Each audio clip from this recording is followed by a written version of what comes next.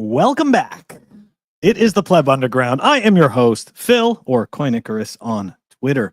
And yesterday, I was talking about the Bitcoin-backed mortgages and essentially the comments that Bill Pulte made, signaling his support, right, for being able to use Bitcoin. And I had specifically said that it would take about, maybe let's say 4 to 8 years until we really see that happen.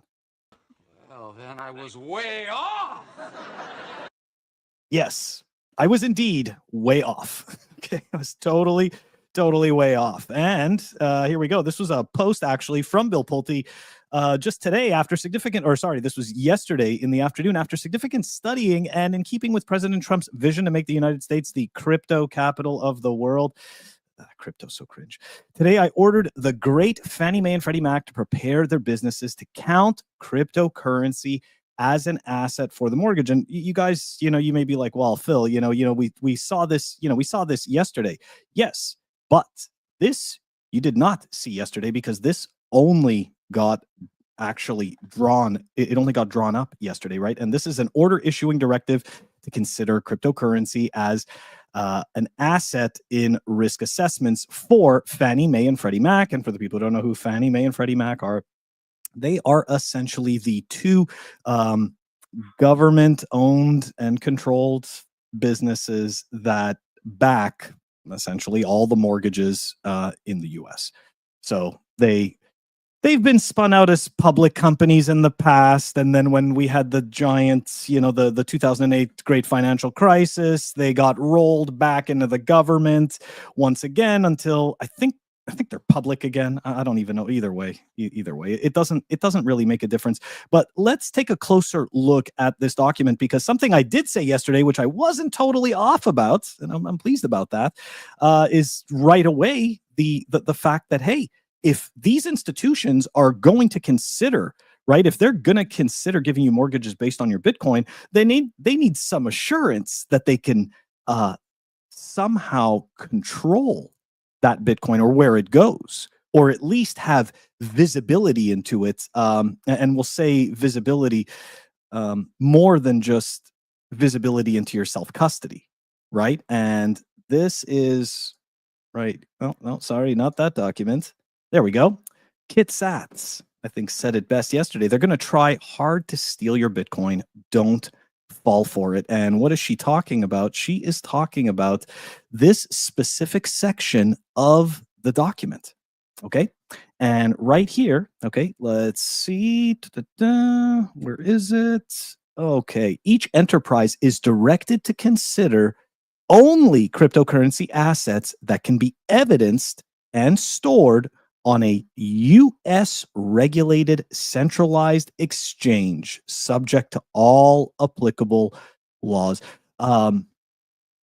Yeah, subject to all those applicable laws. But what does that exactly mean? Right? Subject to their control, subject to state seizure. Right? I know I'm just concerned trolling. But the point is, right, is that as we know, Bitcoin is a hybrid asset that that we've never seen before in human history, and here we are again, right? The bed of Procrustes analogy. We are attempting to shoehorn, right? We're shoehorning Bitcoin into the legacy system, that, and when really no. What we need is something a little bit different. And I gotta say, I do actually applaud Anchor Watch for this. I am curious to see how this actually plays out.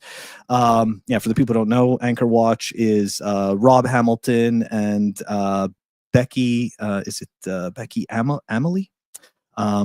Yeah, so here we go. This is what they had to say about their service, and their service is essentially insurance. It's Bitcoin insurance, right? Just the TLDR. So customers of Anchor Watch can access an instantaneous proof of assets at any time from their dashboard to provide to banks, proving the location and safety of their Bitcoin collateral, unlimited and at no additional cost. They can also request a proof of assets be signed and sealed by Anchor Watch and provided directly to the financial institution. I'm very curious to see how that actually plays out. And are the institutions that these documents are submitted to, are they going to push back, right? And in what way are they going to push back on it?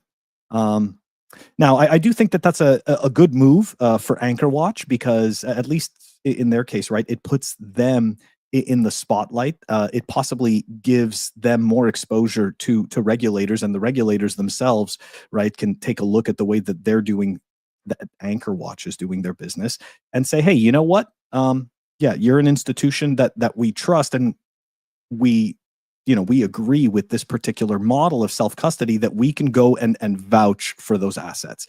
Maybe that's what happens. But look, I think this kind of goes back to Kit's point, is that, I know it sounds like concern trolling, but the ruse, the scammer, the con artist, right? They don't show up and tell you that they're conning you. Right? Like, don't sit there like, scammer doesn't come up to you and look like a scammer, right? They don't look shady. The people that look shady aren't doing it right. These people in the institutions that are going to come and offer these products that seem too good to be true. And I'm not saying that a Bitcoin backed mortgage is too good to be true. It's not. But I'm just giving an example.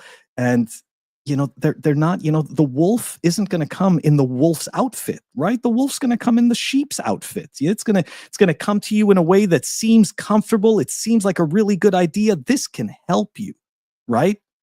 This is for the little guy. And that's just not the case. Now, the other thing I find interesting is this, right?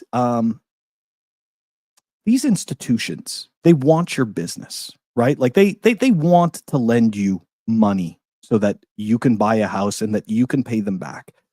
Why is it that we are always the pawns in this situation? Like, you're the one that saved up your assets, right? Like, you're the one that has taken the time to build these assets. Why do we have to place ourselves in a more insecure situation just to make a business that has limited liability feel safer? Because really that's what it is. I mean, they're not, in my eyes, they're not doing anything else than simply covering their own asses, right? CYA, this is something that they teach you when you work in the corporate world, right? Cover your ass.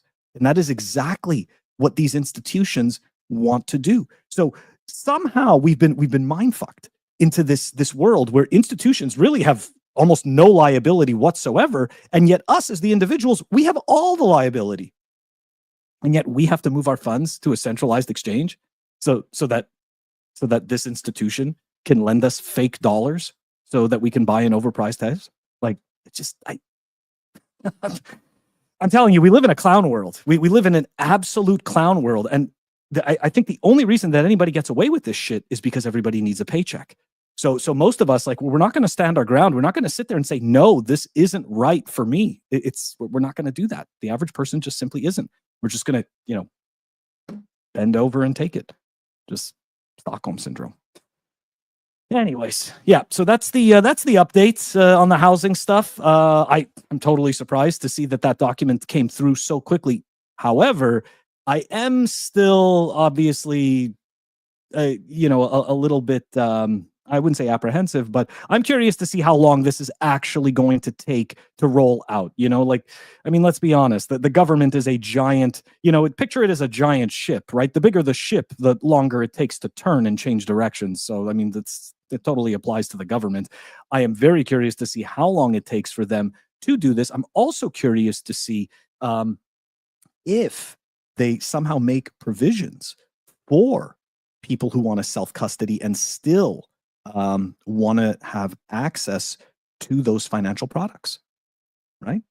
We'll see if something actually comes of that. Anyways, guys, that's all I wanted to talk about today.